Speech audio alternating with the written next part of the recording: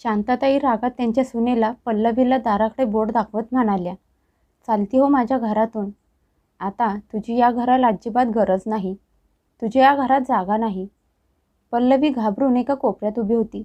तिच्या डोळ्यातून पाणी येत होतं, पण ती एकही शब्द बोलली नाही. समोर तिचा नवरा विकास निवांत सोफ्यावर बसून फोनमध्ये गेम खेळत होता. जणू त्याला काहीच फरक पडत नव्हता. थोरली जाऊ, नणंद, बाजूची चुलत सासू सगळे तमाशा बघत उभे होते. पल्लवीने खूप आशेने एकदा तिच्या नवऱ्याकडे बघितलं की तो तरी तिची बाजू घेऊन बोलेल, पण तो तर गेम खेळण्यात मग्न होता. नंतर म्हणाला, आई बरोबर बोलत आहे. आता रोज रोज घरात हा तमाशा मला सहन होत नाही. नवऱ्याचं बोलणं ऐकून पल्लवीच्या पायाखालची जमीनच सरकली.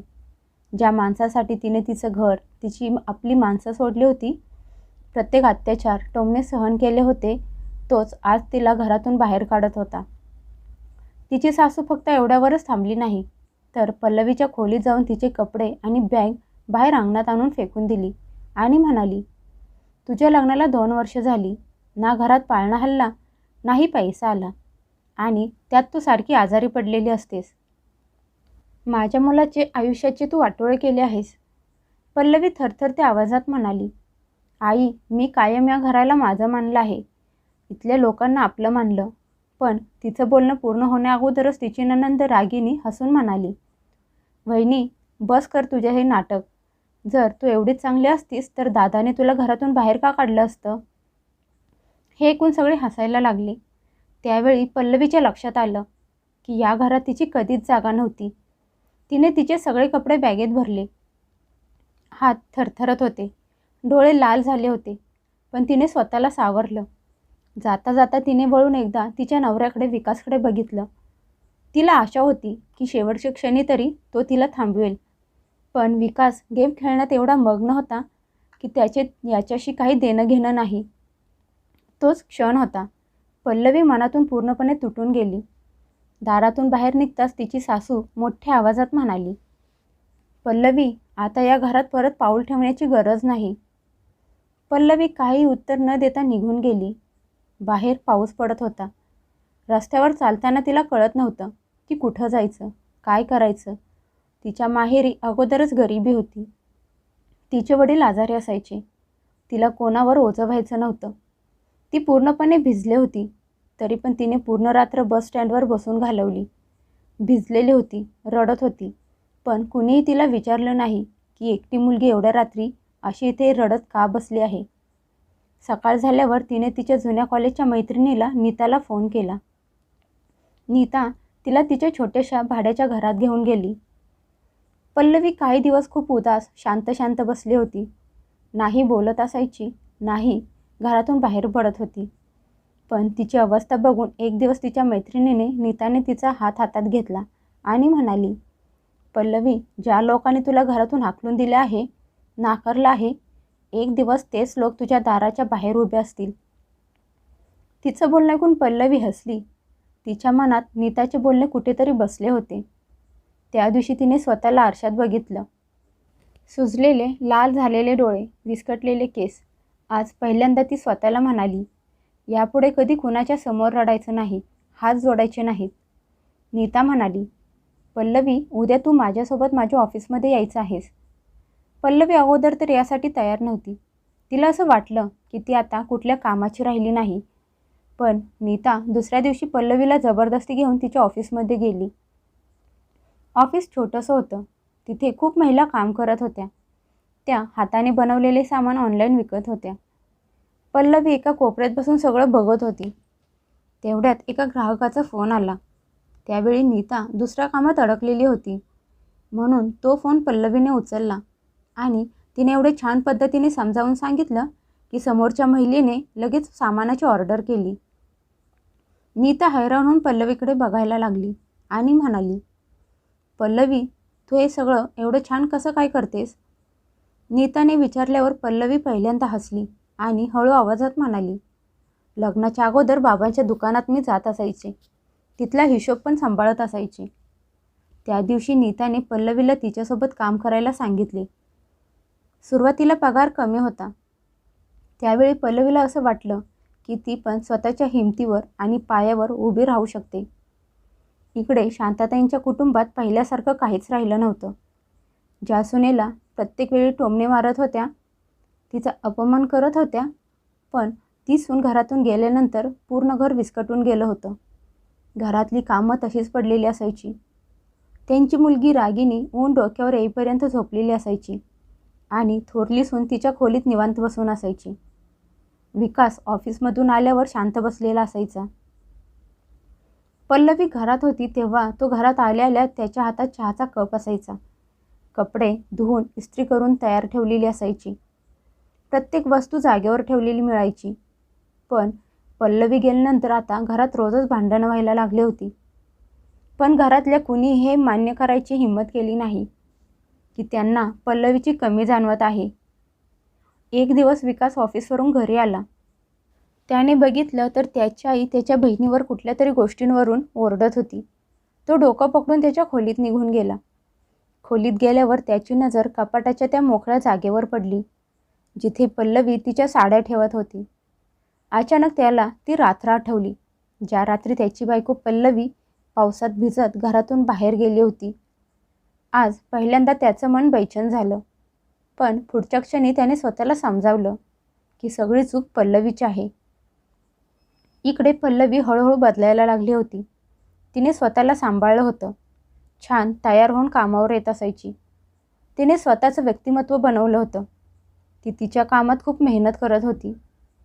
काही महिन्यातच ती कंपनीतली सगळ्यात हुशार आणि मेहनती विश्वासू मुलगी बनली होती. प्रत्येक ग्राहक जास्त करून तिच्याशी बोलत असायचे. तिचं बोलणं, तिचा कोमल स्वभाव प्रत्येकाला आवडत होता. तिच्या आवाजात आपलेपणा, दुःख आणि सत्य होतं जे लोकांना लगेच जाणवत असायचं. एक दिवस त्या कंपनीची मालकीण कंपनीत आली. त्यांनी पल्लवीला काम करताना बघितलं. तिची मेहनत बघितली आणि सगळ्यांच्या समोर म्हणाली, आजपासून ऑनलाईन सेल्सची सगळी कामं पल्लवी सांभाळेल. ऑफिसमधले सगळे लोक आनंदात टाळ्या वाजवायला लागले. मैत्रिणीची मेहनत बघून नीता पण खूप खुश होती. हे सगळं बघून पल्लवीचे डोळे भरून आले. तिला तिचा भूतकाळ आठवला. कसे तिच्या सासरचे लोक तिला बिनकामाची आणि ओझं बोलत असायचे. पण त्याच रात्री काहीतरी असं झालं की ती आतपर्यंत हलून गेली. ती त्या दिवशी ऑफिसमधून बाहेर आली आणि समोर रस्त्याच्या त्या बाजूला तिला तिचा नवरा विकास उभा असलेला दिसला. आज कितीतरी महिन्यांनी ती त्याला बघत होती. तिची पावलं जागेवरच थांबली. विकास पहिल्यापेक्षा खूप अशक्त दिसत होता. तो हळूहळू रस्ता क्रॉस करून तिच्याकडे येत होता. यावेळी त्याच्या चेहऱ्यावर तो गर्व नव्हता जो पहिला असायचा. तो तिच्या समोर येऊन उभा राहिला. काही वेळ दोघं एकमेकांकडे बघत उभे राहिले. नंतर हळू आवाजात विकास म्हणाला, पल्लवी, तू कशी आहेस? नवऱ्याचा आवाज ऐकून पल्लवीचे मन धडधडायला लागले. पण यावेळी तिच्या डोळ्यात भीती नव्हती, आत्मविश्वास होता. तिने स्वतःला सावरलं आणि स्पष्ट आवाजात म्हणाली, मी छान आहे. असं म्हणत ती तिथून जायला लागली. पण विकास लगेच म्हणाला, प्लीज पल्लवी, थोडा वेळ थांब ना, मला तुझ्याशी बोलायचं आहे. त्याचं बोलणं ऐकून पल्लवी थांबली. रस्त्यांवर गाड्याचा आवाज येत होता. लोक येत जात होते. पण या दोघांच्या मध्ये त्यांच्या भूतकाळात उभा होता. विकास म्हणाला, पल्लवी, घरात काहीच व्यवस्थित नाही. हे ऐकून पल्लवी म्हणाली, जेव्हा मी तिथे राहत होते तेव्हा सगळ्यांना असंच वाटत होतं की सगळे प्रॉब्लेम माझ्यामुळेच आहेत. विकासजवळ याचं उत्तर नव्हतं. त्याने नजर खाली केली. पहिल्यांदा तो बघत होता ज्या मुलीला त्याने घरातून गपगुमान बाहेर जाताना बघितलं होतं ती आता पहिल्यासारखी राहिली नव्हती. विकास हळू आवाजात म्हणाला, आईची तब्येत ठीक नसते. घरात रोज भांडणं होत आहेत. पल्लवीने त्याच्याकडे बघितलं आणि म्हणाली, मग मी काय करू? विकासला तिच्या डोळ्यात बघण्याची हिंमत होत नव्हती. तो मान खाली घालून म्हणाला, आईची अशी इच्छा आहे की तू घरी परत यावंस. हे ऐकून पल्लवी शांत बसली. काही वेळ बोलली नाही आणि नंतर म्हणाली, आणि तुमची काय इच्छा आहे? विकास शांत बसला. त्याच्या या शांत बसण्यामुळे एक दिवस त्यांचं घर तुटलं होतं. पल्लवीने मोठा श्वास घेतला आणि म्हणाली, ज्या दिवशी भर पावसात मला घरातून बाहेर काढले होते त्याच दिवशी मी तुमच्यासाठी मेले होते. आज जी मुलगी तुमच्यासमोर उभी आहे तिने स्वतःला तुमच्यापासून वेगळं एकटं बनवलं आहे. विकासच्या चेहऱ्यावर लाज स्पष्ट दिसत होती. त्याला काहीतरी बोलायचं होतं पण शब्द सापडत नव्हते. त्याचवेळी रस्त्यावर एक कार येऊन उभी राहिली. त्या ऑफिसची मालकी गाडीतून खाली आली आणि हसून म्हणाली, पल्लवी, उद्याच्या मीटिंगची तयारी झाली आहे का? पल्लवी लगेच म्हणाली, हो मॅडम, झाली आहे. विकास हैराण होऊन हे सगळं बघत होता. ज्या मुलीला त्याची आई बिनकामाची आळशी बोलत होती, आज तीच मुलगी मोठ्या लोकांच्या मध्ये खांद्याला खांदा लावून काम करत होती. तिची मॅडम जाता जाता म्हणाली, पल्लवी, पुढच्या महिन्यात आपली नवीन शाखा ओपन होत आहे आणि त्याची जबाबदारी पण तुलाच मिळणार आहे. पल्लवीने हो म्हणून मान हलवली. ते बघून विकासच्या चेहऱ्यावरचा पश्चाताप अजूनच वाढला.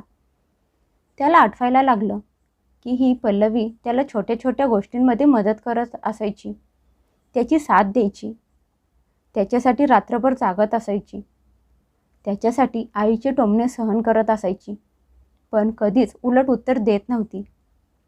आणि त्याने काय केलं, सगळ्यांच्या समोर गरजेच्या वेळी तिला एकटं सोडलं. तो म्हणाला, पल्लवी, तू मला एक संधी नाही देऊ शकत का? हे बोलताना त्याचा आवाज थरथरत होता. पल्लवीचे डोळे भरून आले पण तिने स्वतःला सावरलं. ती म्हणाली, विकास, संधी नात्यांना दिली जाते, अपमानाला नाही, असं म्हणत ती तिथून निघून गेली. विकास तिथेच उभा राहून तिला जाताना बघत राहिला. त्या रात्री विकास खूप उशीर जागा होता. दुसरीकडे पल्लवी बाहेर बाल्कनीत उभी राहून आभाळाकडे बघत होती. तिच्या मनात दुःख अजून पण होतं, पण यावेळी ती तुटली नव्हती. तेवढ्यात नीता तिच्या जवळ आली आणि म्हणाली, पल्लवी, काय झालं, कसला विचार करत आहेस? पल्लवी हळू आवाजात म्हणाली, आज पहिल्यांदा विकासला जाणीव झाली असेल की त्यांनी काय गमावलं आहे. दुसऱ्या दिवशी सकाळी दारावरची बेल वाजली. पल्लवीने दार उघडलं तर समोरचे दृश्य बघून ती हैराण झाली. कारण तिच्या दारात तिच्या सासरचे सगळे लोक उभे होते. तिची सासू, नवरा आणि नणंद. सगळ्यांची अवस्था बघून असं वाटत होतं की पूर्ण रात्र ते झोपले नसावेत. अचानक दारात सगळ्यांना उभे बघून पल्लवी अगदी शांत उभी राहिली. तिच्या सासूच्या डोळ्यांच्या खाली काळे डाग पडले होते. चेहरा उतरलेला होता आणि आवाज पण पहिल्यासारखा राहिला नव्हता. तिची नणंद, जी प्रत्येक वेळी तिला टोमणे मारत असायची, आज ती मान खाली घालून उभी होती. विकास तर तिच्या डोळ्यात बघण्याची हिंमत पण करू शकत नव्हता. तेवढ्यात नीता बाहेर आली. तिने पल्लवीच्या सासरच्या लोकांना पायापासून डोक्यापर्यंत बघितलं आणि सगळा मामला तिला समजला. शांताताई हळू आवाजात म्हणाल्या, पल्लवी, आम्ही आत येऊ का? ही तीच बाई होती जिने एक दिवस भर पावसात तिला बाहेर काढलं होतं. पल्लवी काही न बोलता बाजूला झाली. ते लोक घरात येऊन बसले.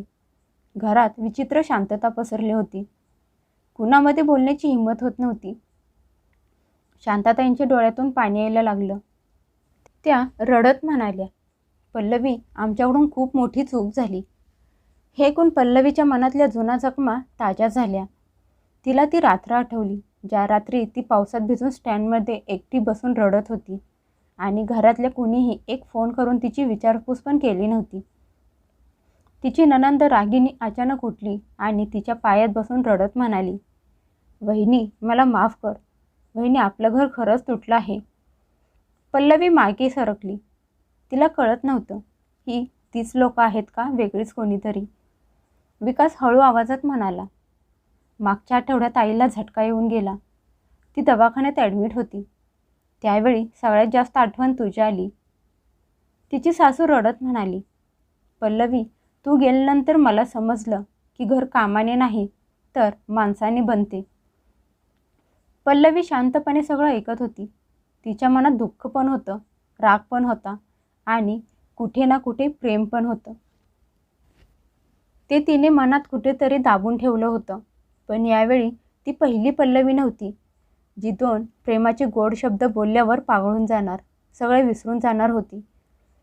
तिने पाणी आणून टेबलवर ठेवलं आणि हळू पण ठामपणे आणि स्पष्ट आवाजात म्हणाली, आई, ज्या दिवशी तुम्ही मला घरातून हाकलून दिले होते, त्या दिवशी फक्त माझा अपमान झाला नव्हता, तर त्याच दिवशी माझा तुमच्या सगळ्यांवरून विश्वास उठला होता. सगळ्या घरात शांतता पसरली. तिच्या प्रश्नाचे कुणाकडे उत्तर नव्हते. विकास तिच्या जवळ आला आणि म्हणाला, पल्लवी, आम्हाला सगळ्यांना आमच्या चुका मान्य आहेत, पण प्लीज आम्हाला एक संधी परत दे. पल्लवी सरळ त्याच्या डोळ्यात बघून म्हणाली, तुम्हाला संधी देणं खूप सोपं झालं असतं जर त्या रात्री तुम्ही माझ्यासोबत उभे राहिला असता, पण त्यावेळी तुम्ही शांत बसून फक्त तमाशा बघत बसला. विकासचे डोळे भरून आले. कदाचित पहिल्यांदा त्याला त्याच्या शांत बसण्याचे परिणाम जाणवत होते. पल्लवी बाहेर बाल्कनीत जाऊन उभी राहिली. बाहेर बारीक बारीक पाऊस पडत होता, अगदी त्या रात्रीसारखाच. पण फरक फक्त एवढाच होता की त्या रात्री ती पूर्णपणे तुटून गेली होती, पण आज ती स्वतःच्या पायावर हिमतीवर उभी होती. मागून तिच्या सासूचा आवाज आला, पल्लवी, आपल्या घरी परत चल. पल्लवीने मागे वळून बघितलं. तिच्या डोळ्यात पाणी होतं, पण आवाज मजबूत होता. ती म्हणाली, मी तुमच्यासोबत घरी परत यायला तयार आहे, पण त्या घरची सून बनून नाही, तर स्वतःची इज्जत ती सोबत एक माणूस बनून, जिथे मला ऐकवण्याअगोदर मला समजून घेतलं जाईल. हे ऐकून तिची सासू रडायला लागली.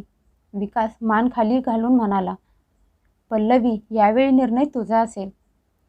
पल्लवी थोडा वेळ शांत बसली आणि नंतर म्हणाली, विकास, नाती तिथेच टिकून राहतात जिथे मान, सन्मान, इज्जत असते. पण मी आता परत कधीच त्या घरी येणार नाही. तुम्ही लोक जाऊ शकता. त्या दिवशी घरातले सगळे लोक मोकळ्या हाताने परत आले. पण पहिल्यांदा त्यांना जाणीव झाली होती की ज्या मुलीला ते कमजोर समजत होते, तीच खरी सगळ्यात मजबूत व्यक्ती होती.